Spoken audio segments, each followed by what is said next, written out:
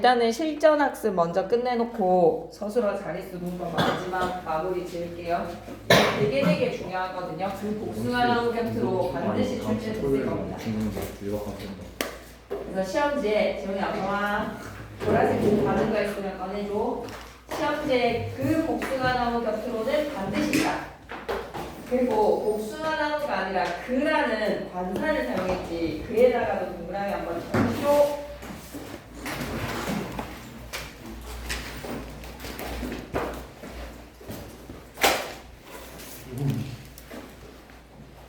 세룡이 어서와. 문학의 문법이요. 오늘 문학이라서 보라색 책 있어야 돼. 받아갔으면 그거 보면 잘 봅니다.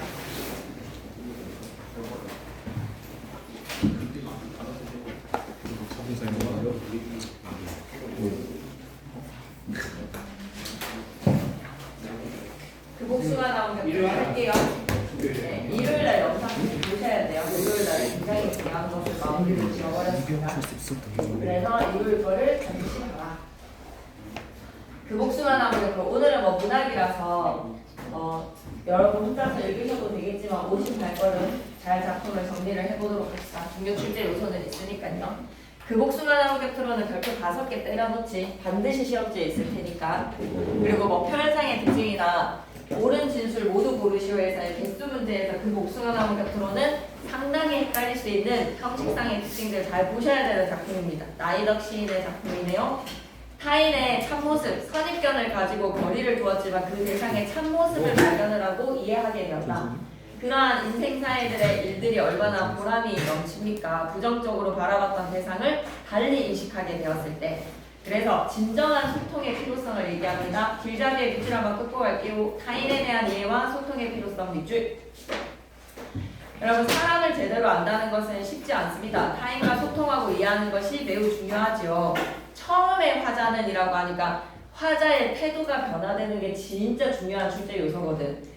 처음에다가 별표 하나 치시고 복숭아 나무 아래에서는 실부조차도 없다라고 생각하고 일정한 거리를 유지했어. 한마디로 부정적으로 돼 있다는 거지. 그러나에다가 세모 치시고 수천 수만 가지의 빛깔을 지니고 있는 복숭아 나무의 찐모습을 발견하고 난 후에 가까이 다가가서 그 그늘에서 저녁에 오는 소리를 함께 듣습니다. 가까이 다가가에다가 밑줄 그시고 신작 화자의 태도 변화에 주목을 해야 된다. 자, 제대로 알지 못한 채 섣불리 평가하는 거 헐뜯어서는 안 된다. 타인을 이해하려고 하는 노력이 있을 때 나 자신 또한 그만큼 성숙해진다는 사실을 기억해라. 이해의 배경으로 갑니다.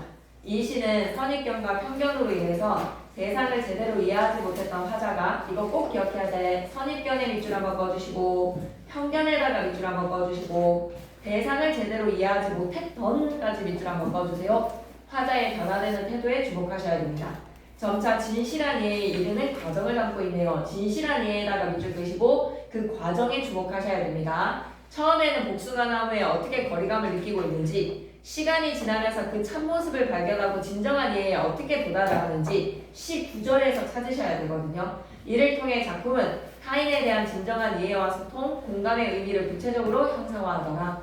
타인에 대한 진정한 이해와 소통에다가 밑줄, 이걸 좀 찾아달라는 메시지. 그래서 시연 19의 의미 크게 중요해. 별표 하나 쳐놓고 가자. 멀리로만 지나쳤을 뿐입니다. 지나쳤을 뿐에다가 밑줄 그시고 띄어쓰기 이번 시험 범위 아닙니까? 지나쳤을 뿐 했을 때 뿐 품사 뭐야? 지나쳤을이라는 관용어의 수식을 받아야 되는 뿐의 품사 뭐지? 의조명사라서 반드시 띄었습니다. 입니다는 서술격 조사 이다니까 붙여 쓰시고요. 그러니 지나쳤을 뿐이다라는 거에서 시도조차 하지 않았어. 교류나 소통을 시도하지 않았어. 시도하지 않은 애다가 밑줄. 그래서 복숭아 나무는 뭐만 있을 것이다. 흰꽃과 분홍꽃만 있을 것이다 라고 껍데기만 본 거죠. 피상적에다가 밑줄 끄시고 실은 복숭아 나무에 수천의 빛깔이 있다는 것을 참모습에다가 밑줄 끄시고 사람이 앉지 못할 그늘을 가졌을 것이라고 멀리로만 지나쳤는데 선입견에 밑줄 끄시고 편견에다가 밑줄 끄시고 사람이 앉지 못할 그늘이야 라고 부정적으로 바라봤다. 부정적 모습도 밑줄. 여기에서 이제 의미의 확대가 이루어져. 복숭아 나무를 단순한 자연물과의 관계라고 생각하지 마시고 복숭아나무가 곧 재훈이가 되는 거야. 복숭아나무가 곧 길수가 되는 거야. 인간과 우리의 관계라고 생각하셔도 됩니다. 인간과 자연의 관계를 넘어에다가 밑줄 타자와의 관계라고 생각해줘. 자신과 타인 그리고 나아가서 주변 환경과의 관계에다가 밑줄 한번 꺼주시고 이렇게 확장해서 해석을 해주세요. 이 작품은 선입견을 가지고 타인을 바라보는 관점의 부당성을 지적하며 밑줄이자. 선입견을 가지고 타인을 바라보는 관점의 부당성에다가 밑줄 이러지 마. 바람직한 관계의 모습을 파악해봐. 되게 중요한 시입니다. 분명히 진술 개수 고르는 문제, 옳은 개수 고르는 문제에서 반드시 이 시는 시험지에 있을 것입니다. 본문 내용으로 들어가 볼까? 너무도 여러 겹의 마음을 가진 여러 겹의 마음에다 가로로 묶으시고 복잡한 내면에다가 밑줄 가까이 가지 않게 된 이유에다가 밑줄 쟤 너무 마음이 여러 겹이라서 복잡해. 그래서 그 복숭아나무 딱 지정하는 거야. 개라고 딱 정확하게 지정하는 관사 덜을 사용하고 있지. 그에다가 동그라미 시적 대상입니다. 복숭아나무 곁으로요. 내가 바라보는 대상 자연물을 넘어서서 타자라고 생각해봐봐. 왠지 가까이 가고 싶지 않아. 그 이유는 뭐다? 뭐 때문에 꺼려졌다. 여러 겹의 마음을 가졌다라고 느꼈거든. 가까이 가고 싶지 않았습니다에다가 밑줄 끄시고요. 대상에 관한 알지도 못하는 나의 편견에다가 밑줄 거리감이 느껴지는 거야. 여러 겹의 마음 너무 복잡한데. 그래서 난 그 대상과는 좀 가까이 가고 싶지 않은데 가까이 가고 싶지 않다. 나의 편견과 선입견으로 대상을 바라봤지. 그래서 피상적인 껍데기로 바라본 이 흰 꽃과 분홍 꽃 이런 시어의 의미를 잘 정리를 하셔야 되거든요. 흰 꽃과 분홍 꽃을 가로로 묶으시고요. 마이너스 표시해 주시죠. 겉모습의 피상이라는 거 꼭 기억하셔야 됩니다. 흰 꽃과 분홍 꽃을 나란히 피우고 서 있는 그 나무는 아마 사람이 앉지 못할 그늘을 가졌을 것이라고 쉽사리 판단을 해버린 거야. 그냥 흰 꽃과 분홍 꽃만 가지고 있네. 여러 겹의 마음을 가지고 있네. 따라서 그러므로 너는 사람이 앉지 못할 그늘을 가졌을 거라 에다가 밑줄 쭉 끄시고 부정적에다가 밑줄 편견, 선입견, 평가를 내려버린 거야. 주관적인 생각에다가 밑줄 끄시고 평가, 섣부른 평가가 되는 거지 본질은 알지 못할지 말이야. 그래서 멀리로만 지나쳤을 뿐이로 지나쳤을 뿐에다가 밑줄 끄시고 멀리로라고 반복의 구절로 강조를 합니다. 진정한 소통을 이루기 전 편견과 선입견으로 인해서 그 대상과 소통하지 못했다. 이 시는 중요해. 1년에 대상에 관한 편견에 동그라미 치시고 어떤 편견이 있었다. 여러 겹의 말 꼭 기억해 주시고요. 흰 꽃과 분홍 꽃을 가진 복숭아나무. 그래서 사람이 앉지 못할 그늘을 가졌을 것이기에 나는 가까이 다가가고 싶지 않았다. 멀리로만 지나쳤을 뿐이다. 흰 꽃과 분홍 꽃 사이의 실은 너무 중요해. 흰 꽃과 분홍 꽃 밑에다가는 피상이라고 한 번만 더 적어주시고 그 피상적인 껍데기 사이의 실은 수천의 빛깔이 있었던 거야. 수천의 빛깔에다 별표 5개를 그냥 둘러버려. 수천의 빛깔이 뭐다? 복숭아나무의 참모습 본질이었던 거야. 타인의 참모습에다가 밑줄 그시고 멀리서 한 발 떨어져서 그제서야 깨달았다. 한 발 멀리서 떨어지고 멀리서 알았습니다에다가 밑줄 끄시고요. 새로운 인식. 내가 잘못 알았구나. 눈부셔서 반복을 통한 운율 형성 플러스 의미 강조 생각해 줘야 되겠어. 눈부셔서 알았습니다. 제대로 볼 수 있기에 눈부심의 반복. 눈부심 반복에다가 밑줄 이제서야 알았습니다. 그래서 흰 꽃과 분홍 꽃 사이에 수천의 빛깔이 있다는 복숭아나무의 본질. 대상에 대해서 내가 정확하게 다시 인식하게 되었어. 어서와 대상에 대한 이해에다가 밑줄 끄시고 보라색 책 못 받았지. 그럼 보라색 책을 받아서 반자리 차지해. 복숭아나무 곁으로 너무 중요하니까 복숭아나무 곁으로 그냥 펼치시면 나옵니다. 쪽수 쪽 옆에 친구 보고 가르쳐 달라고 하세요. 눈부셔서 알았습니다. 대상에 대한 이해 자아도 성숙되어 가는구나. 피우고 싶은 꽃빛이 너무 많은 그 나무 수천의 빛깔을 가지고 있지. 밑줄 끌게 피우고 싶은 꽃빛이 너무 많은 그 나무에다가 밑줄 쭉 끄시고 그래서 홀로 어때? 어떤 감정도 외로웠지만 외로운 줄도 몰랐을 것이야. 인식의 심화에다가 밑줄 한번 꺼주시고 그 여러 겹의 마음 복숭아나무가 가지고 있는 여러 겹의 마음을 읽는 데는 참 오랫동안 시간이 걸렸다. 참 오래 걸렸습니다에다가 밑줄 끄시고요. 남을 이해하는 데는 그만큼 노력에 시간이 필요하다. 남을 이해하는 데는 노력과 시간이 필요하다에다가 밑줄 한번 꺼주시고 민찬이 보라색 책 갖고 왔어? 그러면 두 번째 페이지 펴면 돼. 자, 그래서 이연에서는 진정한 소통에 다다랐어. 대상에 대한 진정한 이해, 멀리서 깨닫는 대상의 진정한 모습은 무엇이었다? 수천의 빛깔을 가지고 있고 피우고 싶은 꽃잎이 너무 많더라. 그래서 복숭아 나무에 대해서 진정한 이해에 다다랐습니다. 3년으로 갈게요. 감상하게 펼치시면 됩니다. 3년. 흩어진 꽃잎들 어디 먼데 닿았을 무렵에 밑줄 끄자. 시간의 흐름에다가 밑줄 조금은 심심한 얼굴을 하고 있는 그 복숭아 나무 그늘에서 사람이 앉지 못할 그늘을 가졌을 것이라고 멀리로만 지나쳤는데 이제 시작하자가 다다른 곳은 어디나 복숭아 나무 그늘에다가 가로로 묶으시고 크게 별표. 이 장소가 어디입니까? 이해와 공감이 이루어지는 장소겠죠. 이해와 공감에다가 밑줄 복숭아 나무 그늘은 화자가 사람이 앉지 못할 그늘이라고 오해를 했지만 밑줄이다. 화자와 대상 사이에 진정한 이해와 화해가 이루어지는 공간에다가 밑줄 이제 교감하는 것 가만히 들어봅니다. 저녁이 오는 소리를 사용된 표현기법 물어보면 뭐라고? 도치법에다가 밑줄 그으시고 저녁이 오는 소리를 내가 복숭아 나무와 함께 듣고 있구나라는 것으로 시작하자 이해와 어울림의 시간을 표현했네요. 이해와 어울림의 시간에다가 밑줄 한번 꺼주시고요.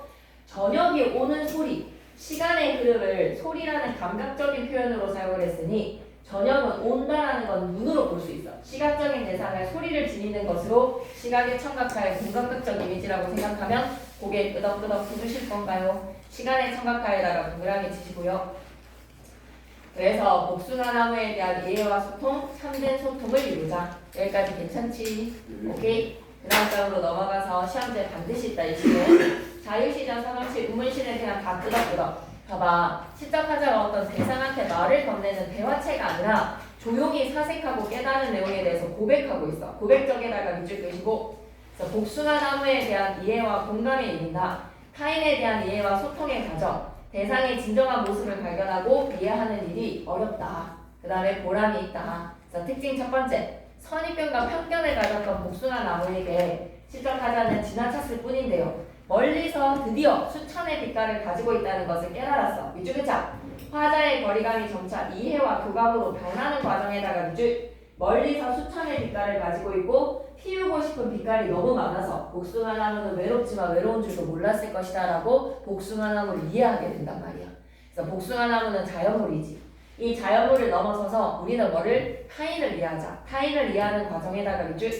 그리고 복숭아 나무가 타자로서의 의인아, 뭔가 나랑 소통할 수 있는 의인의 대상으로 생각해. 의인아에다가 밑줄. 그래서 작품의 주제의식이 강조가 돼. 시간의 흐름에다가 밑줄 그으시고요. 대상에 대한 인식과 태도가 바뀝니다. 인식과 태도 변화에다가 밑줄. 어휘와 문장 구조의 반복을 통해서 운율감 형성하고 시적 의미 강조한다. 지시어의 그라는 복숭아 나무의 지시어 그의 반복은 그에다가 밑줄 그으시고 주목하게 되지. 딱 그 복숭아 나무 보라고.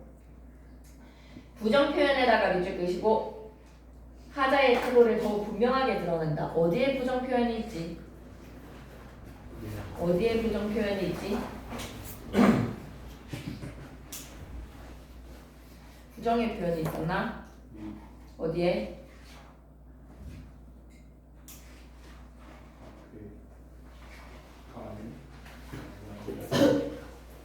가까이 가고 싶지 않았습니다. 이게 부정 표현이기는 한데 뭐 그다음 따질실이 부정 표현 사용해서 하자의 태도가 그래 이 부분이겠다. 가까이 가고 싶지 않아. 부정 표현은 어디에? 가까이 가고 싶지 않아. 그러면 그만큼 대상과 거리를 두고 싶은 하자의 태도 인식이 부정적이다라는 걸 드러낼 수 있겠지. 오케이. 대상의 외형적 특징. 외형적 특징에다가 밑줄 그으시고 수천의 빛깔입니다. 수천의 빛깔을 가졌다는 거에서 화자의 인식과 태도가 변화가 되더라. 저녁이 오는 소리를 이라는 독지법을 통해서 신앙의 마무리 여우님께 문제를 꼭 좀 풀어보셔야 되겠습니다. 그리고 평가 문제집 하나 더 있으니까 저 정도는 하나는 더 보셔도 되지 않겠어요? 지출이 없으니까. 가재미도 좀 나올 거예요. 가재미는 여러분 시험지에서 좀 몇 번 출제가 되시라서 가재미도 별표 셋. 자, 가재미랑 복숭아나무 별표는 반드시 시험지에 있다. 그래서 친척 어르신의 죽음을 앞두고 암이 걸린 친척 어르신에 대한 따뜻한 위로의 마음입니다. 김천고등학교 출신이다 뭐 이런 말씀 하셨지 않겠나. 죽어가는 이를 바라보는 이는 아픔이겠지. 특히 암으로 고통받으면서 삶의 끝자락에 서 있는 가족을 지켜보는 마음은 더욱더 큰 고통일 거야. 시인은 암으로 세상을 떠나가는 큰어머니를 그녀라고 표현을 합니다. 그녀에다가 동그라미. 그래서 개인적인 차원을 넘어서서 죽음은 앞둔 모든 이들을 향한 공간과 연민을 이끌어내고 있더라. 그래서 이 시는 시인이 암투병 중인 큰어머니를 지켜보면서 쓴 작품이야. 이주자. 암투병 중인 큰어머니에다가 밑줄 시적 대상이지. 화자 이야기하는 게 아니라 그 대상에게 느끼는 감정이야. 죽음을 앞둔 존재에 대한 연민과 위로의 정서를 담고 있습니다. 연민과 위로의 정서의 밑줄 한번 꺼주시고, 그래서 그녀의 이미지가 한쪽으로 눈이 몰린 가재미의 모습이야. 가재미에다가 동그라미. 그래서 삶에서 멀어지고 죽음만을 바라보고 있는, 죽음만 응시하고 있는 모습이 가재미와 닮았다. 밑줄이자. 죽음만을 바라보는 그녀의 모습에다가 밑줄. 그녀는 육체적으로 쇠약해진 상태일 뿐만 아니라 과거에도 가난과 고단함 속에서 살아온 인물로 그려지고 있습니다. 가난과 고단함에다가 밑줄 그시고, 김천에서 식당을 운영하시면서 되게 어렵게 생계를 유지하셨대. 큰어머니가. 그래서 화자는 그 삶을 떠올리면서 애도의 마음, 돌아가셨을 때 애도니까 위로의 마음이라고 정정할게. 개인적 경험에다가 밑줄 그시고, 큰어머니가 살아왔던 김천에서의 삶을 보편적 감정과 공감으로 여러분도 누구나 다 어른들이 살았던 힘겨운 삶에 대해 연민을 느낄 수 있겠지. 죽음을 맞이하는 이와 이를 지켜보는 사이에서의 되게 중요한 표현 나왔네. 교감. 서로 안아주는 거야. 보라색 책 받았어? 아니요. 그러면 저거 하나 챙겨가지고 앉아봐봐. 네. 가재미 시작하자. 가재미 첫 번째 복수야. 시원한 식구의 의미인데 가재미의 신체적인 특징, 외형의 특징을 주목해야 돼. 납작에다가 밑줄 그리고 한쪽으로 눈이 몰린 애다가 밑줄. 그래서 고통 속에 죽음만을 응시하고 있는 그녀의 모습과 닮았다. 그녀에다가 동그라미. 그리고 화자 자기 자신도 한 마리의 가재미가 되어서 그녀 옆에 눕거든요. 그래서 화자 자신도 가재미에다가 밑줄. 그래서 그녀와 하나가 되는 일체화에다가 밑줄 한번 꺼주시고 교감입니다. 그래서 그녀에게 보내는 눈물, 연민과 교감에다가 밑줄. 아픔을 이해하는 거야. 파란 같은 날, 파란만장한 삶을 살아왔습니다. 고단했던 삶에다가 밑줄. 그리고 그녀가 얼마나 가난한 삶 속에서 국수를 삶으며 살아왔는지 가난했던 일상에다가 밑줄. 그리고 흙탕, 삶의 흔적에다가 밑줄. 다 구체적인 감각의 소재들로 형상화시켰지. 파란 같은 날들, 물속의 삶, 오솔길, 국수, 흙탕 다 감각적 이미지로 제시를 했어요. 느릅나무 껍질 같은 숨소리에다가 캄캄하게 쏠린 눈의 이미지. 그만큼 죽음을 앞두고 있는 암투병의 환자는 육체적으로 쇠약해져. 육체적 쇠약함에다가 밑줄. 이걸 또 구체적 이미지로 형상화시킨 거야. 그럼 본문 내용으로 들어갑니다. 도입부에서 병실이라는 구체적인 공간에서 그녀의 현실은 암투병이야. 암투병에다가 밑줄 그리시고, 중간 부분에서 그녀 곁에 눕는 행위에다가 밑줄. 그녀와 뭐를 교감할까? 눈물을 보내는 교감. 교감에다가 밑줄 그리시고, 눕는 순간 그녀의 삶이 오롯이 전달이 됩니다. 고단한 삶을 회상에다가 밑줄. 국수라든지 흑담이라든지 파란 같은 날들이라는 구체적 이미지를 기억해줘. 그녀의 몸 상태가 점점점 죽음에 가까워지는 후반부. 마지막까지 함께하겠다라는 화자의 태도입니다. 그래서 전체적인 맥락을 본다면 죽음의 경계에다가 밑줄 그시고, 곧 죽음을 앞두고 있는 시한부의 삶이야. 그녀의 삶에 보내는 것은 교감과 위로다. 교감 위로에다가 밑줄. 그래서 잔잔한 슬픈 영화 한 편 보는 것 같네요. 개인적인 경험이 보편적인 정서로 확대가 되더라. 우리도 누구나 이런 아픈 사람에 대한 연민, 위로의 마음을 느껴볼 경험은 얼마든지 있습니다. 가재미의 감상 포인트, 병실에 누워있는 그녀와의 첫 대면. 구체적 공간이 김천의료원 호실까지 얘기해주거든. 구체적 공간에다가 밑줄, 사실감 부여에다가 밑줄. 암투병 중인 그녀의 모습에 독자들의 시선이 집중되네요. 독자의 시선 집중에다가 밑줄. 김천의료원 305호 뭐 이러면서 이제 좀 주목을 하게 되는 거야. 가재미의 모습으로 변신한 화자. 화자 자기 자신도 가재미, 그녀도 가재미. 동일한 시선에다가 밑줄 그시고요. 연민과 위로에다가 밑줄, 일체화에다가 밑줄. 그러면서 그녀의 삶이 오롯이 전달돼. 가난하고 고단했던 삶에다가 밑줄. 오솔길의 길이라든지 국수, 흙탕, 감각적 이미지로 죽음을 앞둔 존재의 생애를 따뜻하게 조명을 한다. 죽음을 앞둔 존재의 생애에다가 밑줄. 그래서 점점 죽음에 가까워지는 모습으로 느릅나무 껍질 같은 숨소리가 어떤 걸까? 막 새는 그런 소리겠지, 그치? 껍질같이 거친 숨소리야. 막 이것이는 캄캄하게 쏠린 눈. 어떤 눈인지 구체적 이미지에다가 밑줄 그시고, 쇠약해진 신체에다가 밑줄. 안 만나고 싶다. 생의 끝에 다다른 존재 위태로움에다가 밑줄. 이런 거 안 보고 싶다 그랬지. 느릅나무 껍질 같은 숨소리. 캄캄하게 불린 눈. 너무 보고 싶지 않은 이미지인 것 같다. 생의 끝에 다다른 존재의 위태로움. 그래서 마지막에 물속에서 함께 헤엄친대. 물속에다가 동그라미. 그녀의 남은 숨결로 하자에게 따뜻함을 나눠줍니다. 그래서 죽음을 맞이하는 이와 곁에 누워있는 이가 마지막에 정서적인 연결의 깊은 울림. 본문 내용으로 갈게요. 김천의료원 6인실입니다. 302호에 산소 마스크를 쓰고 암투병 중인 그녀가 누워있네요. 밑줄 끌까? 구체적 공간에다가 밑줄, 현장감과 사실성에다가 밑줄. 그래서 우리 큰어머니가 계신다라고 하지 않고 그녀라고 얘기를 하는 것으로서 우리 모두에게 다 그녀는 있을 수 있잖아. 일반화한 기어에다가 밑줄 끄시고, 그리고 그녀가 누워있다라고 하면 현재형의 표현이지. 현재형 표현에다가 밑줄. 바닥에 바짝 엎드린 죽음만을 응시하고 있는 그녀의 이미지. 가재미처럼이라는 비유적 표현을 사용했어. 죽음을 앞둔 에다가 밑줄, 가재미의 비유에다가 밑줄. 납작해진 그 모습이 말랑깽이의 모습이 닮았다는 거야. 그래서 가재미는 가자미의 사투리로서 물고기인데 어릴 때 눈이 양쪽에 자리 잡고 있다가 한쪽으로 눈이 몰린다. 암투병 중인 그녀에서는 그녀의 모습을 상상화시키네. 나는 그녀의 옆에 나란히에다가 밑줄 끄시고 교감의 시도입니다. 한 마리의 가재미로 눕습니다. 한 마리의 가재미로 눕는다에다가 밑줄, 위로와 연민에다가 밑줄. 가재미가 가재미한테 눈길을 건네자. 그 눈길을 건네자에다가 밑줄. 큰엄마라는 거에서 손을 꼭 잡아주는 모습에 울컥 눈물이 쏟아지겠지. 이제 얼마 삶이라는 것에 대해서 미련을 내려놔야 되는 암투병 환자의 시한부의 삶이 얼마나 애처로운지 울컥 눈물에다가 밑줄 그시고 공간과 연민도 밑줄 한번 꺼주세요. 한쪽 눈이 다른 한쪽 눈으로 옮아붙었어. 가재미처럼 야인 그녀가 울고 있습니다. 야인 그녀가 운다에다가 밑줄 현재형으로 사실감 있게 전달받자. 그녀는 지금 죽음만을 바라보고 있고 나는 그녀가 살아온 파랑 같은 날들을 떠올려보자. 파랑 같은 날들 밑에다가는 회고라고 좀 적어봐봐. 그녀가 처해 있는 현실에서 그녀의 지난 삶을 회고해봅시다. 과거의 삶에다가 밑줄 끄시고 어땠을까? 화자가 그녀의 삶을 떠올리는 것, 그녀에 대한 애정의 마음 아니겠습니까? 사랑의 표현에다가 밑줄.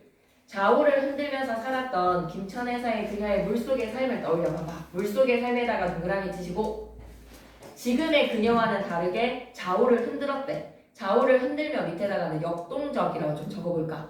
그렇게 생명력 있게 살아왔던 그녀의 삶을 좌우로 흔들었다라고 표현을 했네. 물속에서의 삶은 열심히 헤엄쳤던 그녀의 삶은 지금의 모습과는 대조적이야. 지금의 그녀와 대조에다가 밑줄 끄시고 그렇지. 과거에서 삶은 억적같이 살았을 거란 말이야. 그녀는 어떤 길을 걸었을 것이다. 대로변을 질주하는 스포츠카의 삶이 아닙니다. 오솔길에다가 밑줄 끄시고 고단하던 대낮의 뻐꾸기 소리에다가 밑줄 끄시고 늘 고단하게 일을 했던 그녀일 거야. 그래서 그녀의 오솔길이며 그 길에 대낮의 뻐꾸기 소리며 며며로 열거시켰네. 며며에다가 동그라미 치시죠. 오솔길이며 뻐꾸기 소리며 며며를 통해서 열거 기억해 주시고요. 가느는 국수를 삶았던 저녁이며 며에다가 동그라미 치시고요. 흙담이 없었대. 와, 집에 그 흔하게 쌓을 수 있는 흙의 담도 만들 수가 없었단다 얘들아. 철문은 고사하고 흙담조차 없었던 그녀의 누추한 집에 가게의 생활을 떠올려봐봐. 누대의 가게에다가 밑줄 끄시고 가난하고 힘들었던 가정생활을 한번 떠올려봐봐. 가난에다가 밑줄 힘들었던 삶. 그녀를 떠올려보자. 뭐뭐며 열거했어. 오솔길이며 대낮에 뻐꾸기 소리며 국수를 삶던 저녁이며 흙담도 없었던 그녀의 누대의 가게.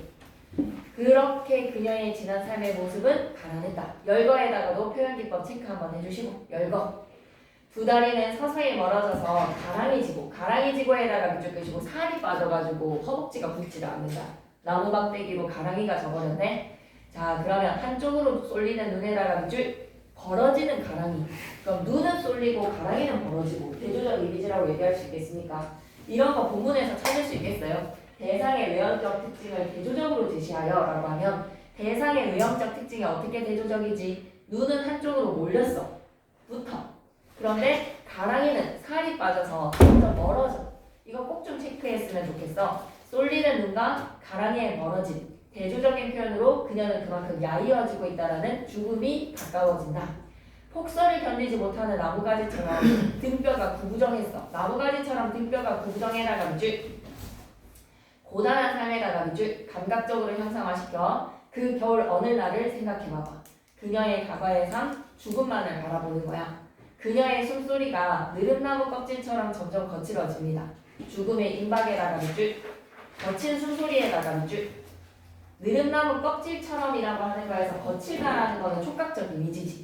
쥐규법을 통해서 나는 그녀가 죽음 바깥의 세상을 이제 볼 수 없다는 것을 안다. 죽음을 받아들이자. 그러니까 무조건 표현상의 특징은 본문에서 좀 찾으셔야 됩니다. 한쪽 눈이 다른 쪽 눈으로 캄캄하게 쏠려버렸다. 쏠려버렸다에다가 밑줄 빼시고 이제 캄캄한 죽음이 기다리고 있어. 나는 다만 좌우를 흔들며 헤엄쳐가서 그녀의 물속에 나란히 눕는다. 나란히 눕는다에다가 밑줄 이해와 공감에다가 밑줄 유일한 위로의 방법이네요. 그녀의 고통을 내 것으로 안아주자. 산소 호흡기로 들이마신 물은 마른 내 몸 위에 그녀가 가만히 적셔준다. 그녀가 가만히 적셔준다에다가 밑줄 그만큼 우리가 하나로 교감을 하더라. 넘어갈게요. 마무리 지읍시다. 자유시자 서정시 문문시 해상적에다가 밑줄 드시고 과거 그녀의 고단했던 삶을 떠올리고 있어. 그녀의 곁에 누우면서 그녀의 고통스러웠던 지난날 오솔길이며 뻐꾸기 소리며 삼는 북수의 저녁 흑담조차도 없었던 무대의 가게를 기억해. 그래서 그녀의 삶에 보내는 것은 어떤 메시지? 연민이다. 연민적에다가 밑줄 그녀에 대한 연민의 정과 깊은 교감을 나누네요. 죽음을 앞둔 존재에 대한 위안과 삶에 대한 성찰 위안에다가 밑줄 삶에 대한 성찰에다가 밑줄 그녀에 대한 연민과 안타까움 시적 공간이 김천의료원 6인실 302호 엄청 구체적이야. 구체적에다가 밑줄 그래서 그녀의 고통 하자의 고통으로 받아들이는 일체감 옆에다가 일체감 하나 적어주시죠. 종결어미가 다다다다다로 가군으로 반복되고 있습니다. 종결어미의 반복은 가군 현재형 표현에 생동감도 밑줄 그어주시고 물리적 거리와 정서적 거리가 좁혀짐에다가 밑줄 왜? 옆에 가서 나란히 눕는다라는 물리적 거리의 가까움이 정서적 거리의 좁혀짐도 일치 비유적 표현에다가 밑줄 느릅나무 껍질처럼 가재미처럼 비유적 표현을 통해서 실작 상황 효과적으로 전달이 되었고 그녀의 삶의 궤적이 오솔길이라는 시어의 구체적인 감각적 이미지 암으로 죽어가는 그녀의 모습을 가재미 독백적 어조에다가 밑줄 그시고 대하체 아니야. 시 두 개 다 그 복숭아나무 곁으로 그리고 가재미 독백적 어조에다가 밑줄 직유 뭐뭐며 열거 그리고 도치법 사용해서 대상에 대한 하자의 인식 드러냅니다. 도치 어디 있지? 놓쳤나 보다 내가. 도치 어디 있어? 찾아보래 도치. 만약에 선지에서 도치를 통해서 실적 여운 형상화라고 하면 저녁이 오는 소리를 해서 그 복숭아나무 곁으로에서는 찾았지. 여기서는 어디에 있어? 찾아줘봐. 바닥에 붙잡고 가슴이처럼 그려져 있다. 어디? 몇 년에? 가재미처럼? 바닥에 바짝 엎드린 가재미처럼 그녀가 누워있다. 아, 그녀가 바닥에 바짝 엎드린 가재미처럼 누워있다가 돼야 돼. 그녀가라는 주어를 앞으로 좀 빼줘. 여기에서 도치법이라고 하면 끄덕끄덕 할 수 있을 것 같아. 그녀가 누워있다 뭐처럼 바닥에 바짝 엎드린 가재미처럼 부사어의 위치는 자유롭기는 한데 도치로 볼 수 있을 것 같아. 왜?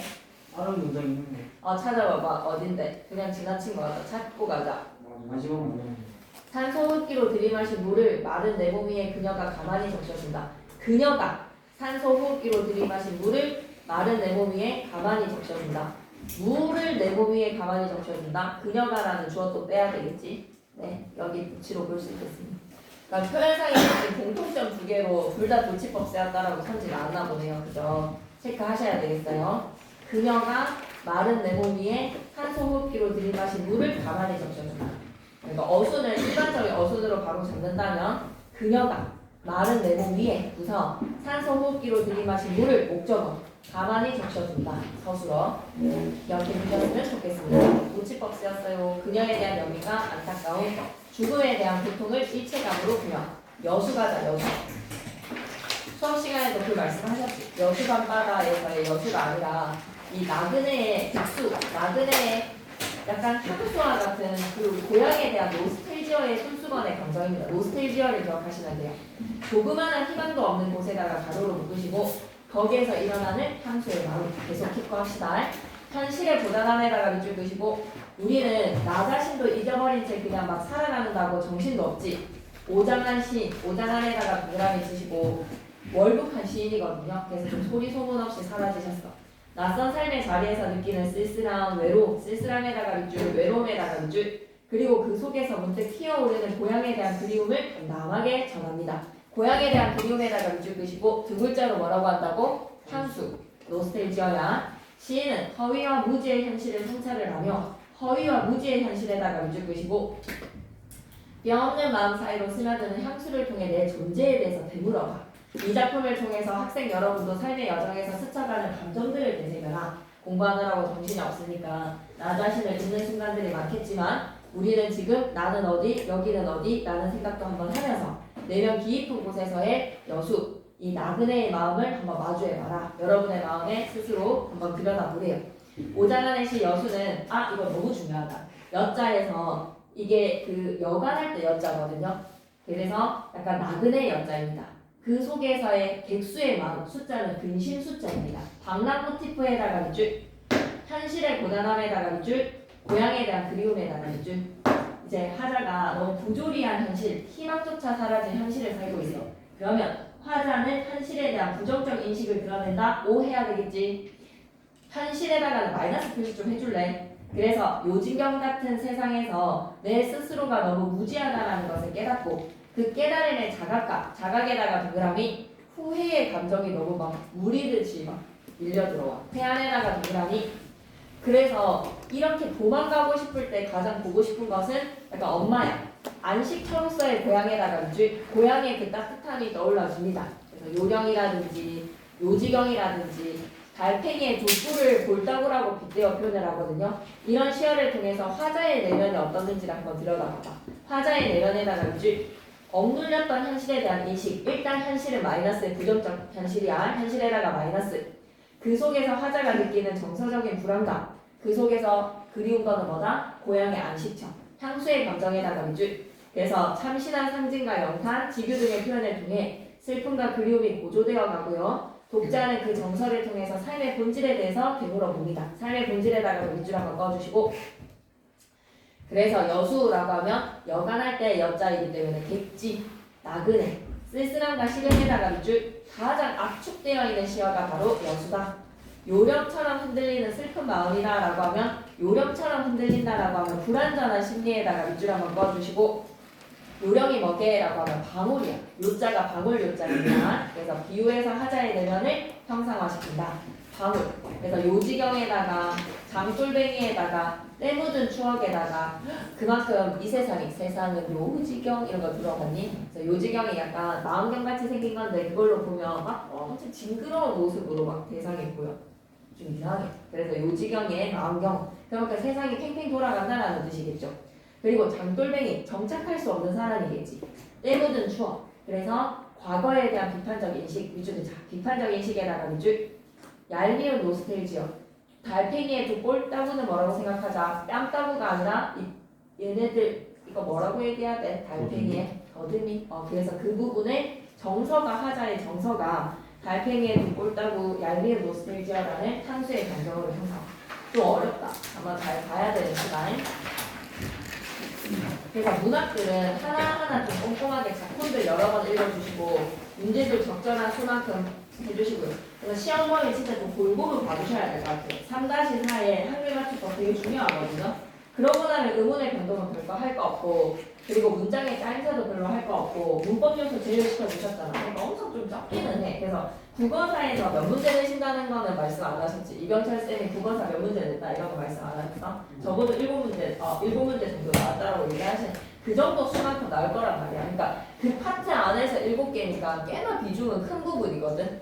그래서 여러분이 강의를 못 듣는 부분들이 지금 좀 있단 말이지. 그래서 그걸 잘 체크를 하면서 고대 국어에서의 고유명사 표기 되게 중요합니다. 훈차, 문차.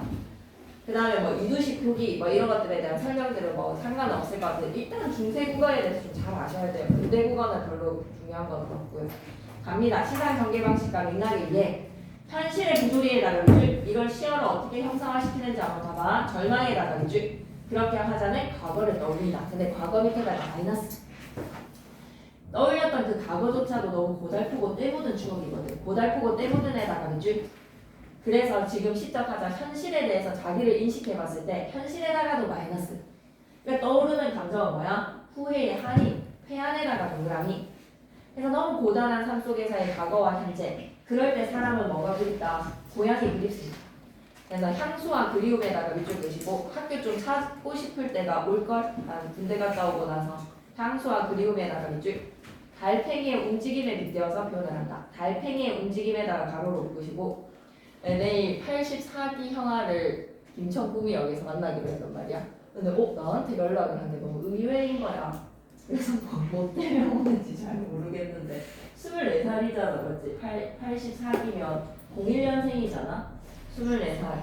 인생에서 뭔가 공부 잘했단 형인데 뭐 때문에 오는지 김천구미역에 3시 40분에 온다고 밥을 사달라고 연락이 왔어. 너무 당황스러운 거야.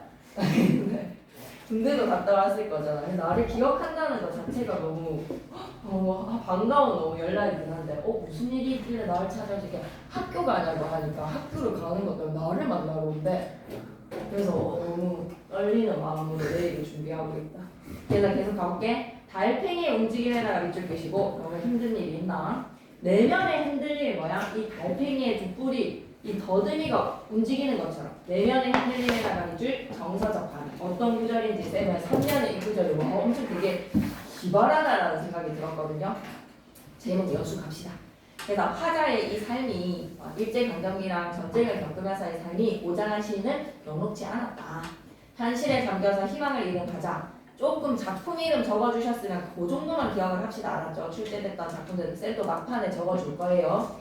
여수에 잠겼을 때라고 하면 객수의 감정에 조그마한 희망도 숨어버린대. 희망도 숨어버린다에다가 밑줄 부조리와 고단함에다가 밑줄 그시고 절망적 정서에다가 밑줄. 그래서 이 감정 여수는 한마디로 말해서 뭐라고 생각해야 돼? 무기력이라고 생각해야 돼. 무기력에다가 동그라미. 혼란스럽고 때묻은 추억을 소환을 시키는데 추억을 떠올렸는데 때가 묻어있대. 그러니까 추억을 떠올렸는데 마음이 흐뭇한 게 아니라 때가 묻어있다는 거에서 회한의 감정이죠. 화에다가 X하시고 회한. 왜냐? 요지경과 같거든. 장돌뱅이라고 하면 장을 돌아다니는 뱅이라는 거에서 약간 비하시키는 표현이야. 장을 돌아다닌다는 거에서 그만큼 역마살이 낀 사람들에 대해서 부정적인 시선으로 바라봤단 말이야. 장돌뱅이의 인생이었고 주막가도 같고 과거의 기억이 불완전하고 고달팠다. 불완전해라가 밑줄, 고달팠다에다가 밑줄. 누덕누덕 기워진 추억이라고 표현을 해요. 그러니까 깔끔하게 이쁘게 기워진 게 아니라 누더기와 같이 이천 저천 막 누더기의 천들로 누덕누덕 기워진 애다가 밑줄. 그러니 신뢰할 만한 현실이 없는 지금의 현실에 대해서 시적하자는 스스로를 낮춰서 인식하는 거야. 그냥 약간 자존감이 바닥입니다. 자조에다가 동그라미. 스스로를 비웃고 싶은 심정인 겁니다. 장돌뱅이, 자조, 후회의 회한. 그러니 그럴 때 그리운 건 어디라고? 송설이 그리워지는가. 향수의 감정에다가 밑줄, 내면의 진폭에다가 밑줄. 얄미운 노스텔지어에서의 그때의 그 시절이 그리워지는 거지. 뼈없는 마음, 시적하다가 자아가 무너졌다. 무너진 자아에다가 밑줄. 그래서 거기에서 솟구치는 감정은 뭐다? 그리운 거야. 그래서 지금이 힘들지만 향수의 감정에다가 동그라미 과거의 안식처가 떠오르기도 합니다. 지금 힘들 때는 또 초등학교 때의 시작이나 이렇게 엄마 품이나 집이 그릴 때도 있잖아요. 그죠? 달팽이가 뿔을 흔드는 모습에다가 밑줄 그시고 그게 두 볼따구라고 표현을 하는 거에서 요동치는 감정이라고 생각해줘. 불쑥 그리움의 순간이 마음에서 울컥 일어난다. 그리움이 불쑥에다가 밑줄. 그걸 얄미운 두 볼따구라고 표현을 합니다. 얄미운이라는 표현은요 다른 수식어였던 것 같고 두 볼따구라고 표현을 했어. 이제 본문 내용 한번 들어가 보자. 여수에 잠겼을 때에다가 밑줄 쭉 끄시고 공간적 배경이 아니라 화자의 정서야. 정서 중심의 시야. 화자가 굉장히 자기의 정서에 대해서 일기장입니다. 희망도 숨어버린다에다가 밑줄 끄시고 절망감. 화자가 지금 타지에서 너무 쓸쓸해. 시름의 경험. 요령처럼 흔들리는 슬픈 마음이요. 바울처럼 지금 마음이 흔들리고 있대. 흔들리는 애다가 밑줄.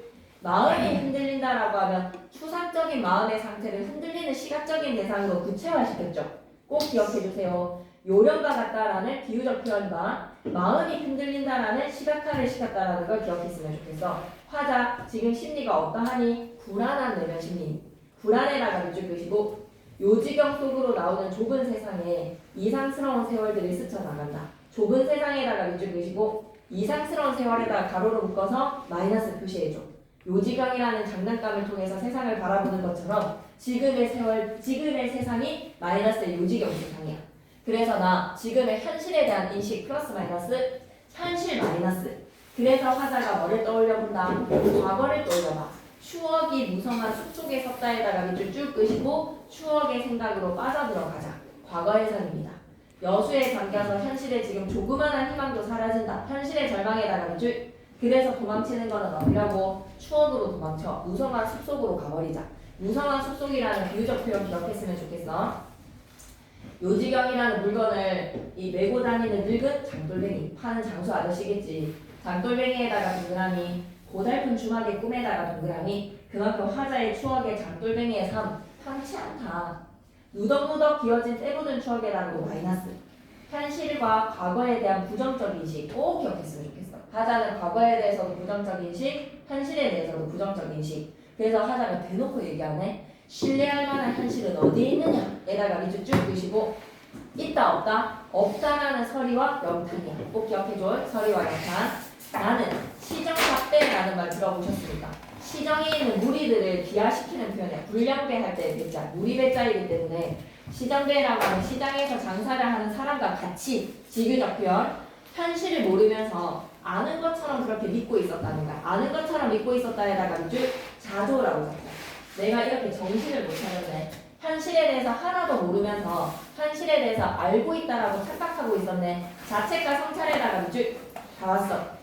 괴로운 행렬 속에서 외로이 쉴 때에다가 밑줄 긋이고 그만큼 연마살이 낀 것처럼 불안하는데 달팽이 깍질 틈에서 문 밖을 내다보는 얄미운 노스텔지어의 고향에 대한 그리움이 푹 밀려옵니다. 얄미운 노스타르자에다가 동그라미 고향을 그리워하는 마음. 달팽이의 깍질 틈에서 문 밖을 내보는 얄미운 노스텔지어의 어린 마음이 떠오르는 거야. 그래서 화자가 그리움에 느끼는 순간을 이렇게 빗대어 표현을 해. 달팽이가 껍질 밖에서 눈을 슉 내미는 그 상황 있지. 이쪽이자 껍질 밖으로 눈을 내밀고 바라보는 상황에다가 밑줄. 그것처럼 불쑥 일어나는 것이 고향에 대한 그리움이다. 너무나 반복에다가 밑줄. 확고하지 없는 이거 너무 표현 좋지 않니? 뼈 없는 마음에다가 가로로 묶어서 이걸 좀 꼭 기억했으면 좋겠어. 마음에 뼈대가 없대.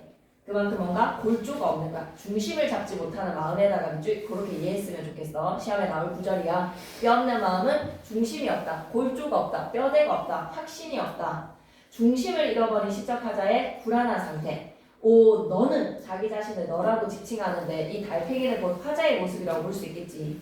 달팽이 의법이야. 무슨 두 볼따구를 이 더듬이를 내세워서 희저어 보는 것이냐. 희저어에다가 밑줄 긋이고 그리움의 마음이 불쑥 일어나서 이렇게 무언가를 더듬고 있다. 무엇인가를 찾는 모습에다가 밑줄 갑니다. 괴로운 행렬 속에서 고향을 간절히 그리워하는 시작하자. 그래서 찾을 곳은 곧 어디밖에 없다. 고향밖에 없는 거야. 과거의 마이너스, 현실의 마이너스. 조그마한 희망조차도 찾아볼 수 없는 현실의 시작하자가 그리운 것은 고향입니다. 자유시자, 서정시, 우문시, 상징적, 비유적, 성찰적, 애상적. 그래서 시험 전 그 총정리는 다음 주 토요일 날 하게 될 텐데 그때 작품들 막 세세하게 읽을 수는 없으니까 문법 진짜 중요한 포인트를 다시 짚으면서 시들에 대한 키워드를 탁탁탁 정리하는 시간을 좀 가져보자고요. 알았죠? 그래서 시작하자가 지나온 삶에 대해서 성찰을 했을 때 자기 자신에 대한 인식은 어떻다고? 자조, 자책, 객지에서 느끼는 싫음과 고향에 대한 그리움, 현실의 고통 속에서 느끼는 향수와 내면의 성찰의 마음. 시적하자는 장돌뱅이, 그리고 여수를 느끼는 방랑에다가 동그라미, 고단한 현실에다가 동그라미. 그래서 요령과 요지경, 달팽이라는 상징적 시어를 통해서 심리 상태를 드러내더라. 심리 상태에다가 밑줄. 시작하자의 심리 상태는 다소 어떻다고 볼 수 있어? 불안해 지금. 종결함이가 없이 문장이 계속 이어지는 거 눈치챘어요? 밑줄 끌게. 종결함이 없이 이어지는 문장 구조에다가 밑줄. 주절거리고 있는 거야. 이상이 주절거리는 것처럼, 이상시에서 주절거리는 것처럼 문장이 계속 이어지는 불안한 정서. 기억해줬으면 좋겠고, 영탄과 지규와 반복 등을 활용해서 정서의 진폭, 인상을 강화시킨다. 정서의 진폭과 인상에다가 밑줄.